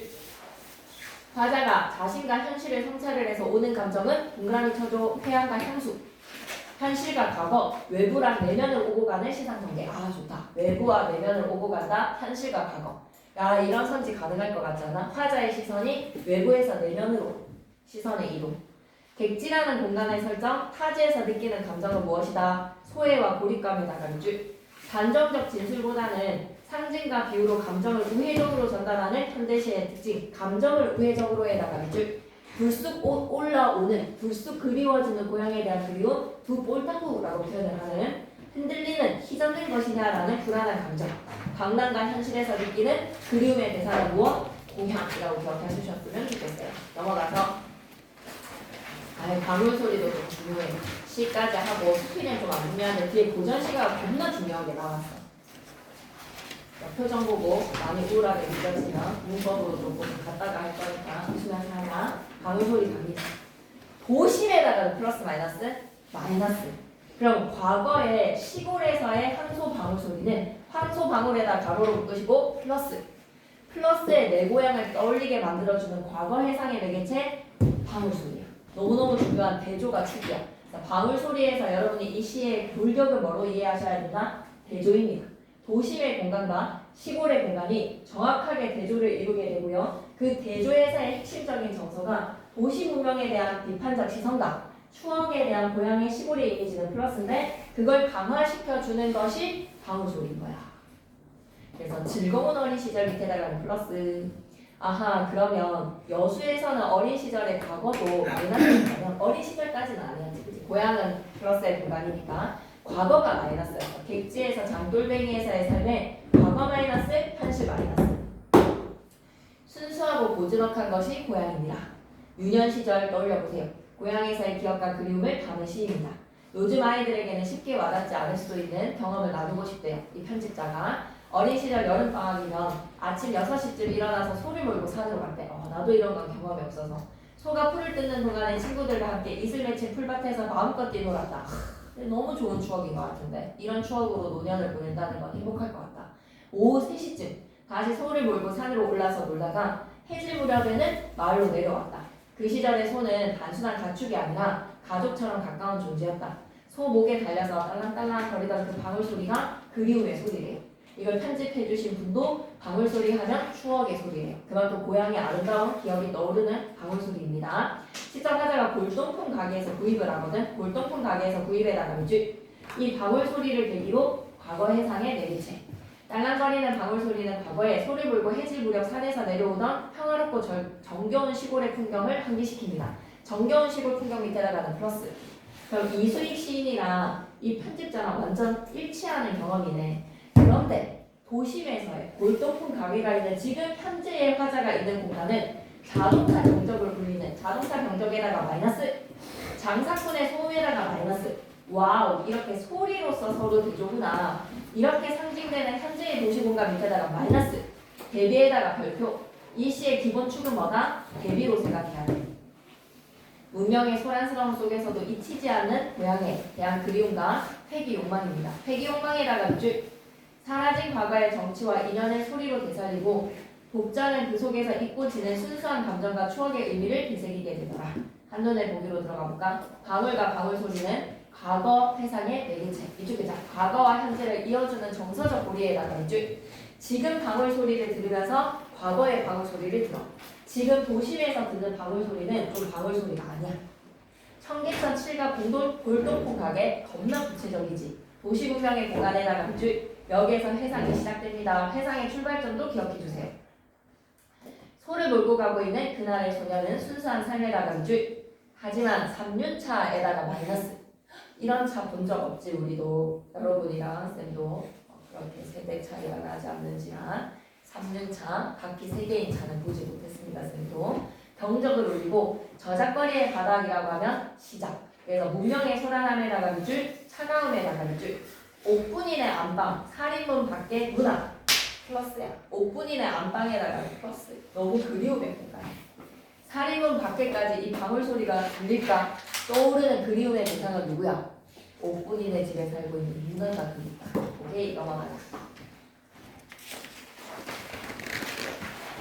시상 전개와 맥락을 이해해볼까? 청계천 골동품 가게라는 줄 거기에서 뭐를 구입했다? 방울, 중심 제재 이런 걸 우리는 주제랑 관련된 소재라고 해서 제재라고 해요. 주제 소재라고 해서 제재. 현재 시점에서 구입했습니다. 방울 소리를 들으면서 화자가 유년 시절을 회상을 하네요. 유년 시절 회상에다가 줄 소를 몰고 왔던 어린 시절의 정경. 방울 소리와 함께 그 시절에 고요하고 따뜻한 감정이 살아난다. 고요에다가 밑줄, 따뜻에다가 밑줄. 도심은 너무 시끄러워. 경적 소리가 너무 시끄러워. 근데 과거 고향은 고요하다. 현재의 문명 공간 마이너스. 과거의 고향 풍경과 이 시의 가장 기본축은 대비야. 대비에다가 별표. 방울 소리가 여전히 고향집 누나의 귀에 닿을 수 있을까라는 안타까움입니다. 고향 누나도 이걸 듣고 있을까라는 안타까움입니다. 우리 두 명이 힘내. 방울 소리 갑니다. 도시의 골동품 가게 세상의 발달로. 야 이것만 읽으면 그냥 다 끝나. 청계천 골동품 가게에다가 밑줄 이거 하고 나서 문학으로 갈게. 잊고 지냈던 유년 시절에다가 밑줄 문법으로 갈게. 감정의 이동의 촉발입니다. 방울 소리랑 함께 떠올리던 유년의 시절을 떠올려보자. 고요하고 정겨운 고향의 이미지에다가 밑줄 순수의 시간을 떠올려보자. 문명의 공간이랑 대비가 되지. 3년차의 경적은 마이너스, 장사꾼의 흥정소리도 마이너스. 도시는 소란하고 시골은 고요하다. 문명에 대한 이질감과 고향에 대한 그리움이 더욱더 부각된다. 고향에 대한 그리움에다가 밑줄 방울 소리를 전해서 의문의 감정. 누나 귀에도 들릴까? 옥분이네 안방에 있는 누나 귀에 들릴까? 소리가 들릴까 말까라고 하면 이쪽에 자 기억 속 세계에다가 밑줄 너무 아득하게 멀어버리구나. 감정의 여운 있는 마무리입니다. 본문 주석으로 갈게요. 청계천 7가의 골동품 가게 회상의 대기에다가 밑줄 나는 나에다가 동그라미 화자가 표면에 이렇게 떡하니 등장을 했네. 황소목에 걸렸던 방울을 그 영롱한 소리의 방울을 딸랑거리던 그 영롱한 소리의 방울을 딸랑거리던 소는 이미 이승의 짐승이 아니겠지. 이승의 짐승이 아니지만에다가 밑줄 소는 분명히 이 방울의 주인은 죽었을 거야. 그 순간 여름 해질 저녁 하산했던 그날의 소년이 되어서 배고픈 저녁 연기 피어오르는 마을로 터덜터덜 내려가게 됩니다. 터덜터덜의 음성 상징화에다가 밑줄 그시고 영롱한 소리, 맑고 깨끗하다라는 걸 영롱하다라고 얘기를 합니다. 방울을 딸랑거린다. 방울을 딸랑거리던 에다가 밑줄 왜 청각이 시각하지? 잘 보고 가야 되겠다. 봐봐. 청계천 7가 골동품 가게에서 나는 어느 한소목에 걸렸던 방울을 목적어가 2번 나와. 방울을 하나 샀다. 방울을 라는 목적어가 하나. 그 영롱한 소리의 방울을 딸랑거리던 소는 이미 이승의 짐승은 아니지만 나는 소를 몰고 여름 해질녘에 하산하던 그날의 소년이 되어서 마을로 터덜터덜 내려갑니다. 평화로운 풍경이 제시가 되었네요. 청각의 시각화 방울을 딸랑거린다. 방울 소리에 영롱한 소리에 딸랑거림. 영롱한 소리가 딸랑거린다라는 것으로 청각의 시각화 생각해야 되겠다. 일단 영롱한 소리는 소리라는 청각적인 이미지가 영롱하다라는 표현의 수식이 맑다라는 뜻이야. 영롱하다라고 하면 맑고 깨끗하다라는 뜻으로 영롱한 소리, 청각적 이미지가 맑다라고 표현이 되었으니 딸랑거린다. 청각의 시각화 기억했으면 좋겠습니다. 청각의 시각화, 공감각적 이미지는 항상 준비하세요. 이병철 쌤 좀 공감각적 이미지 좋아하는데 어쨌든 김지성 쌤 파트니까 장사치들이 흥정이 떠들썩한 문명 밑에다가는 마이너스, 고요하지 않은 거는 마이너스야. 떠들썩은 골목에다가도 마이너스, 3년차가 울려대는 경적에다가 마이너스, 저작바닥에 마이너스. 그런데 그 경적의 소리가 따갑대. 청각에 촉각하지. 경적의 소리가 따갑다라고 하면 청각의 촉각하에다가 밑줄 한번 꺼주시고 내가 몰고 가는 소의 딸랑거리는 방울 소리 돌담 넘어 옥분이네 안방. 옥분이네 안방에다가 가로로 묶어서 플러스의 공간이지. 돌담도 플러스. 들릴까 말까 확신이 없다에다가 밑줄. 들렸으면 좋겠어. 안타까운 거야. 사리문 밖에 나와서 날 기다리며 섰을 누나의 귀에 들릴까 말까. 의구심을에다가 밑줄 그시고 의구심으로 추억을 여운 있게 마무리. 사리문과 돌담은 향토적 소재라고 기억해 주셨으면 좋겠어요. 향토적 소재 잘 기억해 주고요. 중요해. 정리하기 갈게. 유년 시절에 대한 그리움이랑 문명의 마이너스 속에 고향에 대한 순수 삶을 회귀하고 있다. 작품 속 화자에다가 밑줄 나라는 사람으로 표면에 드러났어. 독백에다가 밑줄 들릴까 말까 서리적 표현에다가 위주 그만큼 여우니까 안타까워. 현재는 도시의 공간은 플러스. 아 미안해. 현재의 도시의 공간은 마이너스. 과거 고향의 공간은 플러스. 완전 대리가 축이야. 도심의 경적 소리에다가 마이너스. 방울 소리에다가 플러스. 그래서 청각의 촉각하로 경적의 소리는 막 따가워. 그래서 청각의 촉각하로 마이너스. 영롱한 방울 소리는 맑고 깨끗한 이미지로 청각의 뭐가 돼야 되지? 시각하로 플러스. 두 개 기억했으면 좋겠다. 청각의 촉각하에다가 밑줄 마이너스의 표현이었어. 아 따가워. 청각의 시각하에다가 밑줄 맑고 깨끗해. 딸랑이는이라는 음성상징어. 딸랑이다 혹은 뭐 터덜터덜 내려왔다도 음성상징어였지. 터덜터덜이랑 딸랑이는 이런 음성상징어 사용하면 생동감입니다. 음성상징어 있다는 거 기억해 주시고 향토적인 공간 목분이네. 살인문 밖에 향토적 시야에다가 밑줄 행간 걸침을 활용을 해서 장면 전환과 화자의 심리적 여운을 효과적으로 드러낸다. 방울 소리를 중심으로 화자의 해상을 이끄는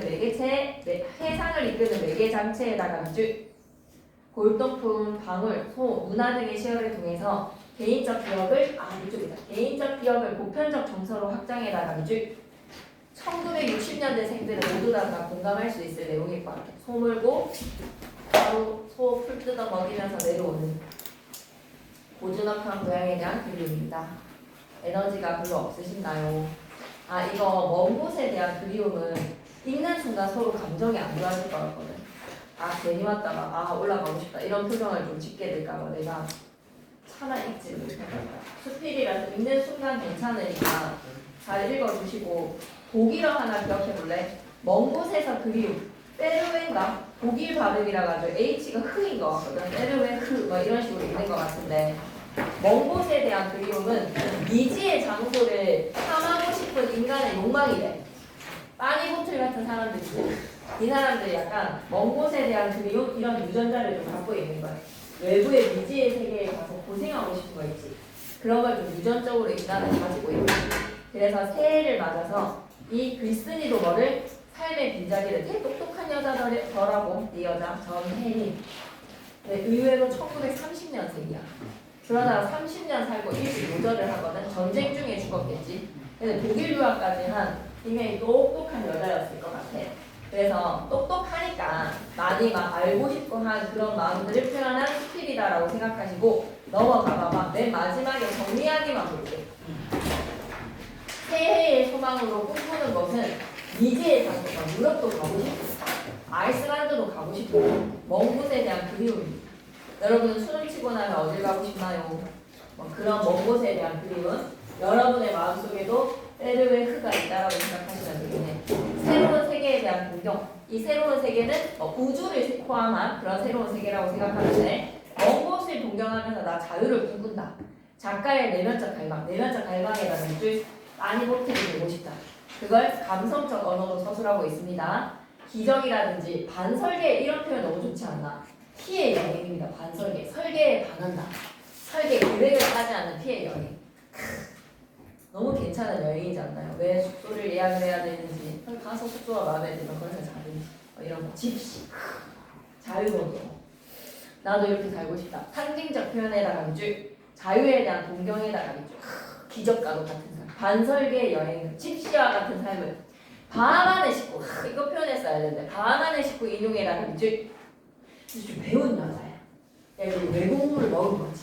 그래서 1940년대 이런 글을 썼다. 이국적 이미지에다가 밑줄 현실 자각과 환상의 경치를 통한 긴장감의 형성. 이걸 좀 찾아야 돼. 어디에는 의문형이고 어디에는 감탄인지 못 찾겠으면 쌤한테 얘기하세요. 의문형과 감탄에다가 밑줄 그게 빈번합니다. 서리적인 표현이랑 감탄의 표현. 체험보다는 지금 이 여자는 사유와 공상가야. 사유에다가 동그라미, 공상에다가 동그라미. 이런 거는 다 뭐다? 꿈꿀 수 있는 특권은 있는 거 아니에요? 이 정도는 꿈꿔볼 수 있는 거 아닙니까? MBTI, ENTP 아니면 ENFP. 오케이. 그럼 앞장으로 가서 구절 이용한 것만 찾아보고 가자. 바하만의 19 이용 어디 있는지 누가 빨리 찾아볼까? 바하만의 19를 이용한 거. 반설계.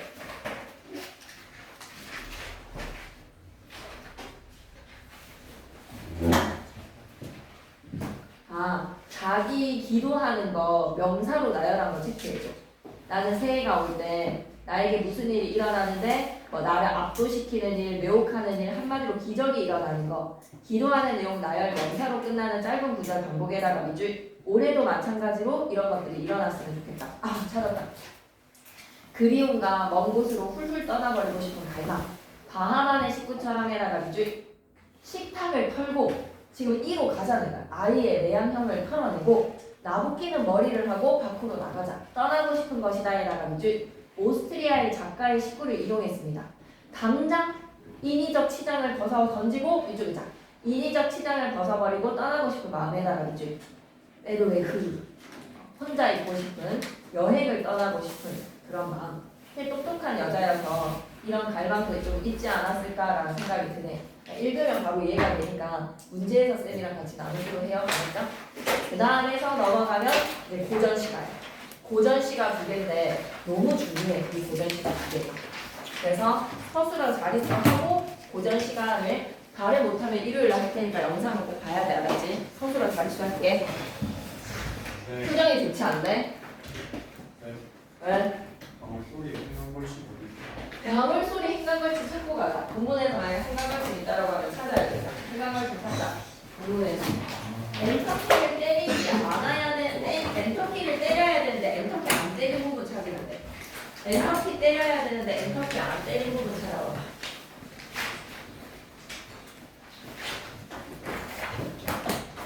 서술어 자리수는 문장의 짜임새 할 때도 필요한 부분입니다.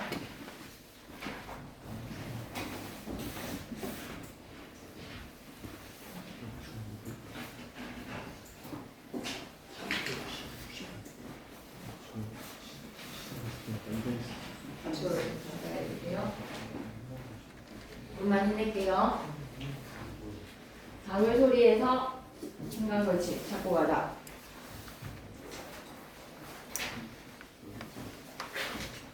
응? 진짜? 민준이랑? 진짜 안전하네.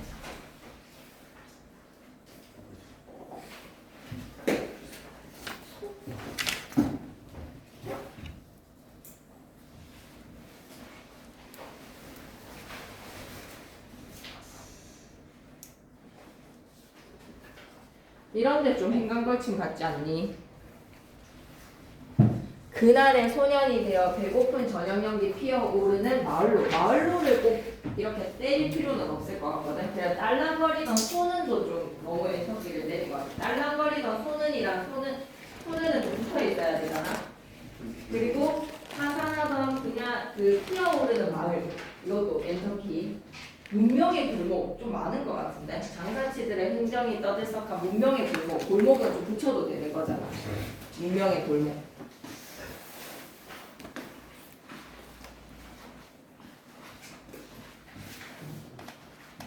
들릴까 말까? 그러려니 하셔도 될 것 같습니다. 그렇게 생각하시면 될 것 같은데요. 딸랑거리던 소는 붙여도 되고요. 하산하던 마을로 그 터널과 튀어오르는 마을로라든지 소는이라든지 얘를 꼭 그냥 엔터를 내려치지 않아도 되겠다라는 생각이 듭니다. 문제 나오면 문제 보면서 얘기하시면 될 것 같아요. 행간걸침의 활용으로 장면이 전환이 되고 화자의 심리적 여운이라고 하면 딱 이런 부분 맞겠네. 딸랑거리던 소, 그리고 하산하던 그날의 소년, 그리고 터덜거리면서 저녁 연기 피어오르는 마을, 그리고 살인문 밖에 나와서 섰을 누나, 이런 것들이 다 과거의 장면이랑 연결이 되는 행간걸침의 부분이다라고 하면 끄덕끄덕 하셔도 될 것 같아요. 장면의 전환의 행간걸침, 소를 수식해주는 마을을 수식해주는 말들, 그리고 누나를 수식해주는 구절들이 행간걸침을 이루고 있다라고 하면 끄덕끄덕. 자, 서술어 자릿수는 일요일반 사람들이나 다 자기네들 프린트가 쌤한테 보여봐봐. 쌤한테 받은 자료에서 혹시 빠진 자료 있어요? 이런 거 보여주면 쌤이 뭐 봐야 되는데 없는 거 있네. 그 할머니 그거 고유명사 표기하는 그 할머니 프린트 있지? 그건 총정리 때 준비하기로 할 텐데 그냥 일단 좀 잘 여러분이 공부하는데 빠진 게 뭔지를 잘 체크하셨으면 좋겠습니다. 특히 목요일반은 너무 많이 수업이 빠졌어가지고 일요일 영상을 좀 다 보면서 해야 되니까 127 방금 프린트 준 거 봐봐봐. 얘는 있잖아 시험 체제 겁나 헷갈릴 거란 말이야. 그럴 때 여러분이 할 수 있는 문제는 한국인이기 때문에 짧은 글짓기를 한번 해봐봐. 만나다라고 하면 부사가 필요해? 나는 철수를 학교에서 만나다 해야 될까? 그냥 만나다는 누구를 만나는지 목적어만 필요해. 어디에서 만나는지 그닥 중요하지 않은 의미야. 그런데 꼭 필요한 게 있잖아. 놓다라고 하면 뭐를 어디에다가 놓았는지 꼭 장소가 있어야지 내 그 놓은 장소로 가서 그걸 찾을 거잖아. 그지? 근데 찾다는 목적어만 있으면 되지 부사가 꼭 굳이 어디에서 찾았는지는 필요 없잖아. 이런 것처럼 그 단어의 이미지의 짧은 글짓기를 생각해봐봐. 이 정보가 꼭 필요하냐 안 하냐. 필요한 것 같은데요. 그런 느낌 들 수도 있어. 그래서 이런 것이 약간 한국인의 감이야. 이게 언어적 감이야. 서술어가 꼭 필요로 하는 문장 성분의 개수야. 한 문장에서 서술어가 요구하는 문장 성분의 개수이기 때문에 얘들아 필수 성분이라고 하면 문장 전체에서 생략되면 안 되는 성분으로 서술어가 포함이 돼. 필수 성분이라고 하면 서술어가 포함이야. 근데 서술어 자릿수 하면 서술어가 필요로 하는 거를 생각해줘. 그래서 의존명사를 수식하는 관용어 있지? 의존명사 수식하는 관용어 서술어 자릿수라고 해야 되겠나? 의존명사를 수식하는 관용어가 서술어 자릿수에 포함이 돼야 되겠나? 근데 생략하면 안 되기 때문에 필수적이라고 해서 서술어 자릿수에 띵 넣어오는 그런 실수를 하면 되겠나 안 되겠나? 안 됩니다. 맞죠? 의존명사를 수식하는 관용어는 생략이 안 되어야 되는 필수적 관용어는 맞아요. 근데 서술어가 필요로 하는 건 아니잖아요. 의존명사가 필요로 하는 거지. 서술어 자릿수에 의존명사를 수식하는 관용어 이런 거 넣지 마세요. 알았죠? 예, 갑니다.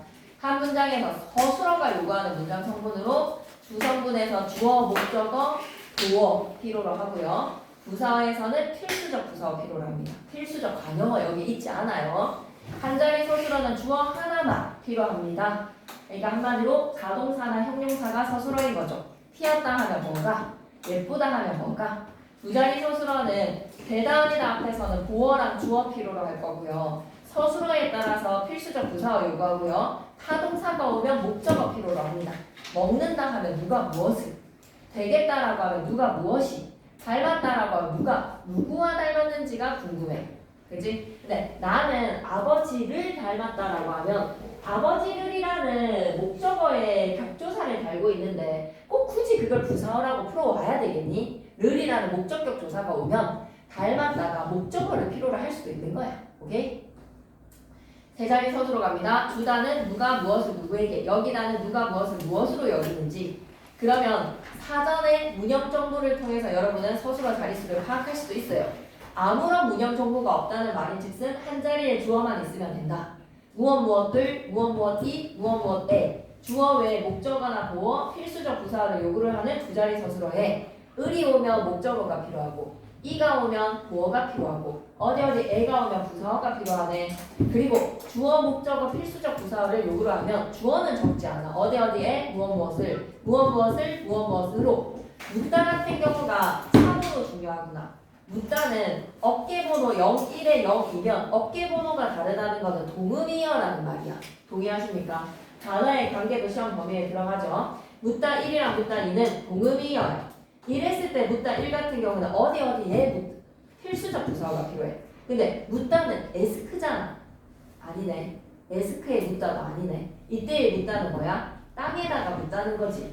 그러면 물건을 크기나 다른 물건 속에 넣어서 보이지 않게 쌓아둔다라는 것이니 묻다는 어디에 묻었는지 겁나 궁금한데 놓다랑 마찬가지야. 어디에다가 묻었는지 장소까지 부사어가 필요로 한 거야. 이럴 때는 세 자리가 되는 거지. 그러니 단어에 따라서 다를 수 있다는 거야. 나는 어디에 박다. 내가 어디 지리에 박다든지 나는 길눈이 박다든지 이런 건 너무 중요할 것 같잖아. 그러니까 이건 한국인에서의 피지컬이야. 문제를 풀어봐야 돼. 박다라고 하면 길눈이 박다라고 하면 주어 하나겠지. 근데 나는 길눈에 박다라는 부사어를 지닐 수도 있다는 거야. 오케이? 네. 지금 이런 말들은 문제를 풀어보셔야지 아는 내용들인지라 백날 떠들어봤자 와닿지 않습니다. 문제를 푸셔야 됩니다. 부속 성분은 별로 중요하지 않은가요? 아니 뭐 중요하지 않다라고 하면 뭐 성분인데도 안 중요하다라고 얘기할 수는 없으니까. 서술어 자릿수는 어떻게 파악해야 하나요? 서술어가 반드시 필요로 하는 문장 성분의 개수니까 실제 문장에는 더 많은 성분이 있지만 꼭 필요한 것만은 아닐 것이다. 8장 너무 매일 멋진 어제 정말 진짜와 같은 간용어나 부사어는 없어도 문장 성분에 문제가 되지 않으니까. 그러니까 서술어 자릿수를 파악하는데 쉽지 않다면 이동한다라는 의미의 가다는 어디에 갔는지 부사어가 반드시 있어야 돼. 서술어 자릿수를 파악하기 위해서 쌤이 해줄 수 있는 말은 뭐밖에 없다? 짧은 글짓기를 해봐라. 그러면 다시 돌아와서 고전 시간 하고 보내줄게요. 웃으면서 합시다. 호호호호호. 근데 겁나 쉽고 겁나 타이틀 주제가 흔한 내용이야. 만능했던 기억나는 문화일체, 속세, 홍진, 풍진, 진세와 같은 삶은 소용없다. 입신양명과 같은 삶은 헛되고도 헛된 것이다. 그래서 우리가 지향해야 되는 것은 뭐다? 자연치와 이런 얘기합니다. 문화일체 이런 얘기합니다. 장유당 육가인데요. 육가에다가 동그라미 치고 한실 때는 육가였어. 한실 때는 육수의 한시였어. 이런 거 얘기해 주셨으면 알고 있어야 되는 정보인데 얘기 안 하셨을 수도 있을 것 같고요. 육가는 한실 때는 육수였는데 이걸 언해를 번역을 한역하는 과정에서 한글로 옮기는 과정에서는 사수가 되었어요. 그래서 육가라고 해서 총 육수의 연시조다라고 하면 땡! 몇 수다? 사수입니다. 사수. 근데 그런 말씀 안 하셨으면 뭐 모르셔도 될 것 같고요. 속세의 시끄러움에다가 마이너스. 자연과 하나 되자. 뭐라? 갈매기. 공명을 벗어난 낚시터. 낚시터 밑에 플러스. 새송을 잊은 옥계산의 맑은 물가. 옥계산 맑은 물가 플러스. 그래서 어떻게 살아가겠다. 백구가 나를 쫓는지 지가 나를 쫓는지 물알제에다가 이줄. 갈매기랑 내가 구분할 수가 없구나. 새송의 명예에다 마이너스. 이익에다가 마이너스. 이건 바로 뭐다? 해진 신발이다. 은유적인 표현. 이 작품은 자연 속에서 유유자적한 삶과 세속과의 거리두기를 통해서 진정한 자유를 사유하게 된다. 고사와 시적 표현을 빌려서 깊은 사유를 노래한 이 시조는 우리에게 삶의 본질에 대한 성찰을 건넨다. 삶의 본질에 대한 성찰에다가 이줄. 자, 이 작품은 장유당 이별이 황해도 평상 옥계산에 응가하면서 지은 영작 시조로 있네 이런 표현이 이쪽 원래 육수였으나 현재는 사수만 전해진다. 육수는 한시였을 때. 작자 이별이라는 사람이 익제 이재현의 후손으로 제주와 명망이 있었으나 무오사화랑 갑자사화라는 정치적 사건에 휘말리다 보니까 다 실패했지. 나는 자연이다. 아저씨들이 왜 산에서 살고 있지? 다 뒤어서 그래. 다 사기, 배신 이런 걸 당해서. 나는 자연인이다 하는 거지. 현실 정치를 떠나서 자연 속에서 삶을 마감을 하고 이 작품에는 그런 배경이 고스란히 드러난다. 자연과 더불어서 살아가는 은자의 태도, 세속적 명예에 대한 비판, 정치 현실에 대한 냉소와 좌절, 청정한 삶에 대한 자부심이 시 전반에 녹아 있습니다. 청정한 삶에다가 밑줄 빼시고 깨끗하고 바른 삶, 청정. 백구 해옹 플러스야. 바다 늙은이지. 갈매기와 해옹은 자연의 상징이다. 문화일체. 붉은 잎에 빈강에다가 가랑비. 가을 정치의 고요함. 너무 좋다. 쓸쓸함에다가 밑줄 가을 타네. 공명이 해진 신이다 밑에다가는 은유. 귀를 씻은 셈에 대한 이야기는 아시죠? 소부랑 허유. 요 임금께서 허유한테 임금하라고 하니까 허유가 미친 듯이 귀를 씻었고 소부는 그 귀를 씻은 더러워진 물을 소에게 먹이고 싶지 않다. 산을 상류로 올라가서 소에게 물을 먹였다는 옥계산과 달 가둔 연못, 세속과 단절된 은거의 공간으로 고요하고 순수한 삶의 터전이다. 고요하고 순수한 삶의 터전에다가 위줄 옥계산. 이 표현 너무 좋지 않아? 달을 가둔 연못. 이 산에서 연못이 흘러내려오다가 바위에 연못을 형성을 했으니 이렇게 쫄쫄쫄 흘러가는 물에서 공간이 형성이 되니까 넓은 공간에 달을 가뒀대. 달이 비치는 거에서. 표현 지렸다. 백구와 하나가 되어서 화자의 모습 속에 자연과의 일체감입니다. 이 자연과의 일체감에다가 밑줄 낚시터의 고요함이라든지 흥치를 통해서 속세로부터의 거리를 두네요. 속세로부터의 거리두기에다가 밑줄. 그리고 삼수에 고사를 빌려서 세속적 명예를 거부하고 은자의 삶을 참여한다. 세속적 명예 거부에다가 밑줄. 세속은 촌탁하다. 맑고 청정한 삶의 가치. 백구랑 하나가 되네요. 내가 백구인지 백구가 남지 자연과 일체에다가 밑줄. 시공간을 초월한 존재의 자유로움과 해탈의 상태입니다. 해탈의 상태에다가 밑줄. 첫 수부터 막 물알체 주제가 던져진다. 가랑비 맞으면서 낚시하는 거. 이렇게 살고 싶니 얘들아. 세속과 단절된 고요한 공간에다가 밑줄. 낚시에 몰두하는 소박한 삶. 강태공의 고사를 생각하시면 되겠습니다. 세상에서 이득을 찾는 무리들은 막휴. 나는 낚시를 하면서 살아간다라는 자존감. 자존감에다가 밑줄. 귀를 씻는 고사를 인용을 해서 허유랑 소부의 고사를 인용을 하며 공명심 비판에다가 밑줄. 벼슬은 단호히 거부에다가 밑줄. 해진신이라는 은유적 표현을 통해서 이 표현 너무 좋은 것 같아요. 옥계산에 달을 가둔 연못. 달을 가두다 라는 표현 왜 이렇게 좋죠? 은자의 초연한 태도입니다. 세속의 청탁이 뭘까 얘들아? 청은 맑은 거, 탁은 탁한 거.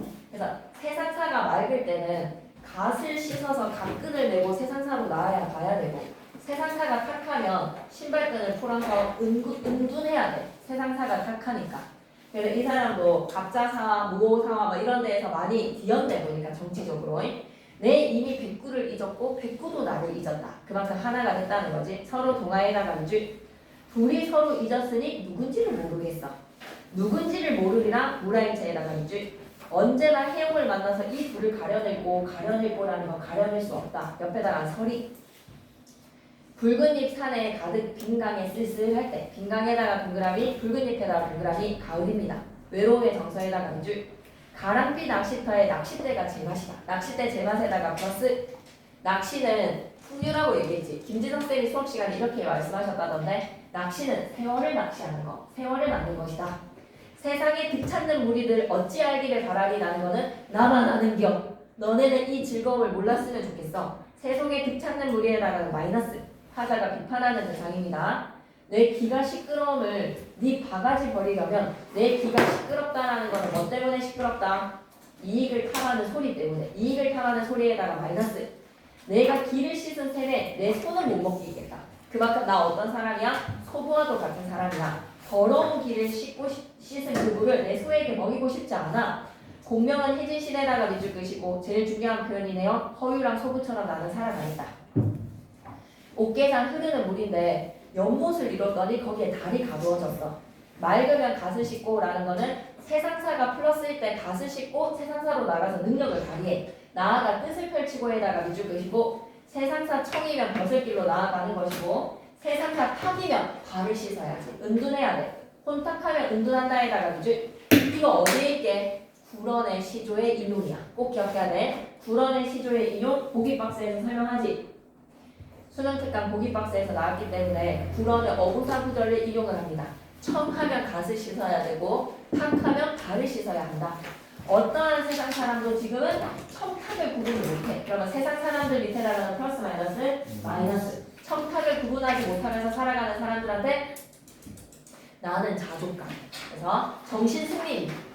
자연에 은둔하면서 살아가는 자신의 삶에 만족하는 자존감의 삶입니다. 풍자에다가 밑줄 끄시고 뭐를 풍자한다라고 생각해야 되겠니? 풍자적이라고 하면 뭐를 풍자하지? 세상에 득 찾는 무리들, 세상에 이득 찾는 무리들에 대한 풍자.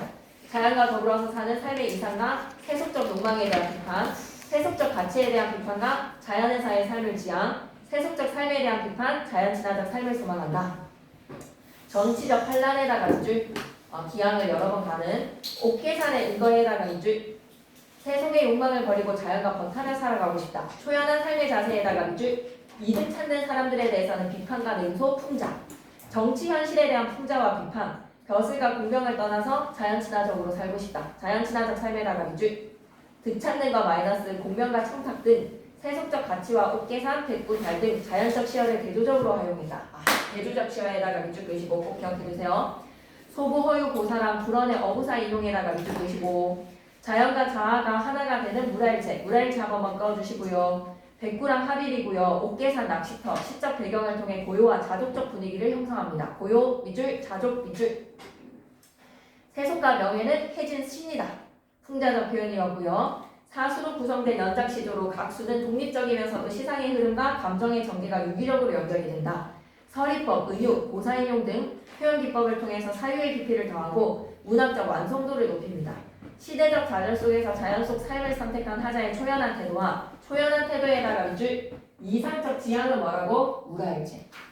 무라일체로 살아가는 게 정신승리네. 넘어가서 5분 만에 보내줄게. 열심히 했어. 뒤에 있는 문법 문제도 괜찮거든. 꼭 좀 풀었으면 좋겠고. 이거 고본에 그리고 마지막으로 또 좋은 문제들 기출 안에 넣어 놓을 거니까 기출도 풀고 이것도 하고 근데 기출에서는 그렇게 기출은 문제가 많지 않아. 그러니까 더 좋은 문제들이랑 골고루 풀어보면 좋으니 그러니까 좀 쌤이 생각했을 때 문제를 좀 풀어야 돼. 감이 잡혀. 맨날 내가 개념을 아는 거랑 선지를 해결하는 거랑은 다르다. 그럼 영원 12장 가도록 하겠습니다. 12수거든요. 12수의 연시수인데 많이 빠져있어 본문에서는. 도라이네 라고 생각하지 말고 우라일체의 정지야. 갈매기한테 말을 건네. 갈매기에게 말을 건네고에다가 이쪽 보시고 푸른 산이라 흐르는 물이 것이다. 방구정이라는 정자에 누워서 지내던 화자. 화자의 삶을 한마디로 말해서 뭐다? 유유자적에다가 이쪽 자연과 일체되어서 살아가고자 하는 마음을 시조의 형식에 담았다. 작품 속의 자연은 단순한 배경이라고 생각하지 마시고요. 초월한 삶의 이상을 비추는 거울입니다. 여러분도 이런 삶을 살고 싶은지 생각해보세요. 이황의 도산 12곡의 답을 하는 노래더라. 신지는 경북 문경 조금만 올라가면 있죠. 방구정이라는 정자를 짓고 자작하면서 살아갑니다. 작품 전반에는 속세의 부귀영화를 이쪽이자 혜진신이라고 얘기를 했다면 이변은 부귀영화를 헌십짝에다가 밑줄 끄시고 자연 속에서 참된 삶을 찾으려는 강호 한정가의 틀이야. 강호 한정에다가 밑줄 그것만 1학년 때 배웠던 상충곡이 떠오르고 맞습니다. 여러분 생각이 떠오르는 만흥이랑 똑같습니다. 자연을 찬미하고 자연과 하나 되는 무라일체의 경지. 갈매기, 연못, 달, 산천과 같은 소재를 통해 자연 속에서 누리는 풍요와 심신의 평화를 그려낸다. 자연과 속세의 대비를 통해 또 자연과 속세의 대비래. 앞에서도 자연과 속세는 대비, 영원 12장도 자연과 속세의 대비. 흔하디 흔한 내용입니다. 백구야, 아이야, 유자야 라는 호칭으로 첨자를 설정한다는 거 기억해 두시고 이들과 정서적 교감을 나누지 부귀공명은 속세의 욕망을 상징하고 헌신에 빗대어서 무가치한 것으로 표현이 되더라. 작품은 방구정의 자연경관을 묘사하는 데에서 출발해서 자연과 교감하면서 살아가는 화자의 태도를 서정적으로 그려나간다.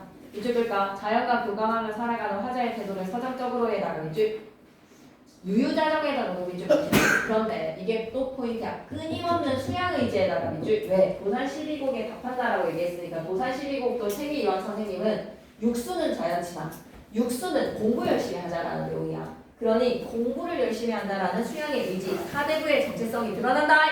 시상은 경치를 감상하고 자연과 벅타고 세속적으로 초월하고 나 자신을 닦는 수양의 태도야. 정치적에다가 밑줄. 유기적으로 구성이 되어 있더라. 점층 기억해주세요. 방구정의 경관은 어떻습니까? 맑은 자연 구경, 대구의 자유로운 움직임, 그 속에서 자연과의 일체감, 자연과의 일체감이라고 이줄 자연을 즐기는 태도, 이런 거 너무 중요하다. 풍광이 이러하니 아니 놀고 어찌하리. 서리적인 표현으로 놀아야지. 부귀공명은 헌신인가 하노라. 밑에다가 영탄, 하노라 하면 영탄이야 영탄. 달관, 첨탁 자치를 나는 몰라. 첨탁에다가 동그라미. 아까 맑으면 각근을 씻으라고 얘기했지. 탁하면 발을 씻으라고 했지. 이거 나는 모르겠어. 현실 수능에다가 줄 상황에 맞춰서 살아가자. 무위자연입니다. 무위자연. 우리도 그치지 말고 산수같이 하오리라 라는 것은 자연의 영원성에다가 줄 이거 너무 중요해. 우리도 그치지 말자. 공부 열심히 하자. 학문과 도덕적 수양에다가 밑줄 그시고 자기 수양적 태도야. 읽어버리고 끝내버리자. 그리고 문제 많이 풀고 토요일날 오후 1시부터 10시 반까지 일요일날 아침부터 해서 일요일 밤 범위가 빨리 끝날 것 같거든. 일요일날 범위가 얼마 안 남아가지고 가시고기 할게. 가시고기 하나 하면서 정리 좀 하면서 마친다니까 일요일날 아침부터 그냥 내려와. 아침부터 내려와서 오후 5시까지는 쌤이 있을 수 있을 것 같아. 다른 학교들 좀 가줘야 될 것 같아요. 오후 5시까지. 토요일날 오후 1시부터 밤 10시만 그리고 일요일날 5시까지 와가지고 그거 좀 해놓으면 좋을 것 같습니다. 그래서 영상 듣고 하는 것도 순서가 잘 모르겠다라고 하면 내려와서 같이 하셨으면 좋겠다. 2층이랑 1층에 포진해서 딱 앉아서 쌤 부르면 쌤이 각오할 테니까 엄청 상세하게 나눌 수 있는 기회라고 생각이 들거든. 이번 주 주말은 국어 공부를 좀 꼼꼼하게 할 수 있는 기회라는 생각이 들어서 국어 해놓고 딴 거 해. 알았지? 국어 좀 해놔. 갑니다. 제1수 청계산의 방구정. 방구정에다가 네오박스 공간적 배경이야. 청계산이라고 하면 청자가 맑을 청자고 개자가 시냇물 개자거든. 맑은 시내에다가 밑줄 산이니까 위쪽에 방구정이라는 전자를 지었어. 극목소세하다라고 하면 목자가 눈목자야. 눈이 닿을 극한의 상황까지 소세하다라고 하면 깨끗하다라는 뜻입니다. 멀리서 바라보니까 소세하다. 소세하다 하면 무슨 뜻? 깨끗하다. 무심한 백구에다 별표 욕심이 없다는 뜻이지 관심 없다의 무심이 아니다. 욕심이 없는 백구들은 자거자래라고 했을 때 거에다가 동그라미 내에다가 동그라미 스스로 갔다가 스스로 오는구나. 자유롭다 한마디로. 자유롭게에다가 밑줄 스스로 갔다가 스스로 온다. 자유롭게. 백구야 날지 마라. 이 구절 진짜 많이 나오지. 리버신 줄 모르 쏘냐. 내가 네 친구다 야. 무라일체에다가 밑줄 서리법. 백로주라고 하면 백로가 모이는 곳이야. 이번에는 백구가 아니야. 갈매기가 아니라 백로가 논하드는 곳에 방구정을 돌아보니 백구가 놀고 있고 백로가 놀고 있는 장소가 방구정이야. 장현은 일공한대라고 하면 저녁에 연기가 텅 비어있다. 장현에다가 동그라미 저녁 연기야. 일공하다라고 하면 공 비어있다는 거야. 호월은 천리로다라고 하면 호자가 힐호자야. 흰색깔 호. 호월이라고 하면 밝은 달이 되겠네. 밝은 달이 천리로다라는 거는 천리를 비춰줘. 달이 너무 밝아서 천리를 비출 것 같아.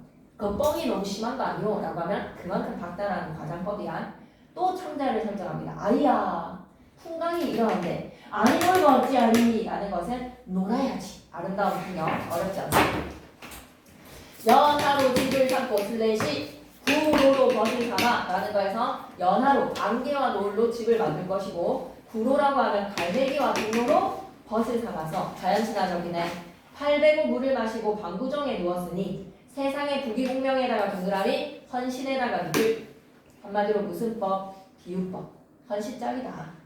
맑으나 맑은 청랑파에 태을 연엽 띄웠는데 태을이라는 신선이 타는 연엽이라고 하면 연꽃잎. 한마디로 배를 빗대어 표현하는 거야. 연엽이라고 했을 때 연꽃의 잎을 나타내는 게 아니라 뭐다? 신선이 타는 배입니다. 배. 타경가 한곡조에 잠든 나를 깨우거늘. 타경가에다가 동그라미 와씨 둘 다 구런의 어부사를 인용을 했네. 탁하면 발을 씻어야 돼. 청하면 갓을 씻는 거야. 갓근을 씻으면서 부르는 노래는 룰루랄라 내가 세상사에 한번 나가볼까 라고 불렀던 노래가 유자야. 유자야에다가 동그라미 어릴 유치난다 라고 했어요. 유치원 할 때 유자입니다. 어릴 유자입니다. 어린아이야 청탁 자취를 나도 모르겠네. 나는 몰라 하노라 옆에다가 영탄. 주어진 대로 살아가겠다. 마지막 수. 청사는 망고청이요. 슬래시 유수는 쥐어주라. 통사구조 반복의 개꾸지. 청사는 만년 동안 푸르고 유수에 흘러가는 물은 밤낮으로 흘러간단 말이야. 도산 12곡이랑 똑같아. 도산 12곡에서 태계 이황 선생님이 와 청사는 어찌해서 만년 동안 푸르지? 와 유수는 어찌해서 밤낮으로 그치지를 않지? 야 우리도 청산처럼 망고상청하고 푸른 유수처럼 열심히 학문 정진하자라는 망고상청하리라라고 하면 무슨 뜻이다? 열심히 공부하자라는 거야. 그러니 지금까지의 자연은 자연친화의 대상이었지. 이 말 한마디만 잘 듣고 우리가 기억하고 가야 돼. 지금까지의 자연은 친화적 대상이었어. 근데 마지막 11수에서의 12수가 있겠지만 11수에서의 자연은 본반음의 대상인 거야. 이 감동 포인트 아시겠습니까? 청산이 만년 동안 푸르르고 유수가 밤낮으로 그치지를 않으니 누구도 그러해야 되겠다는 거야. 우리도 밤낮으로 그치지 말고 만년 동안 공부하자라는 거야. 사대부의 전체성, 한가물의 본성에다가 밑줄. 산청청이고 수류류 그지도 없으시고 그치 없구나 그침이 없구나. 우리도에다가 별표 3개 교훈의 대상이야. 우리도 그치지 말고 산수같이 하오리라. 이게 누구의 구절이랑 똑같다. 태계 이황 선생님이 청사는 어찌해서 만년 동안 부르지 유수는 어찌로 주야로 부르지 우리도 망고상청하리라. 구절 똑같습니다. 그래서 문제 있을걸요. 이걸 연결시켜서 내지 않았다 있을 수 없는 일이야. 태계 이황에 그럼 선생님 10수는 안 배웠는데 10수 안 하나요? 라고 하면 인정할게. 알았지? 넘어가시기는 하되 비거의 사랑도 연결이 되고요. 도산 12곡이랑도 연결됩니다. 도산 12곡에서도 똑같은 얘기합니다. 망고상청 호리라를 기억하세요. 망고상청 호리라. 망고상청 호리라에서 사대부에게 만년 동안 푸르르면 뭐라고? 공부 열심히 한다. 끝! 나와서 문제 풀 사람은 쌤이랑 같이 하고 시험 범위는 가시고 그게 나와서 앞에 있는 거. 조세희. 그건 일요일날 끝내놓을 테니까. 그리고 그 다음 주 토요일날에 쌤이 시간을 2타임을 정할 테니까 되는 시간에 와서 오후에 한 타임, 저녁에 한 타임 하겠습니다. 총정리합시다. 알았죠? 그리고 필기를 좀 많이 제보를 부탁해. 사진으로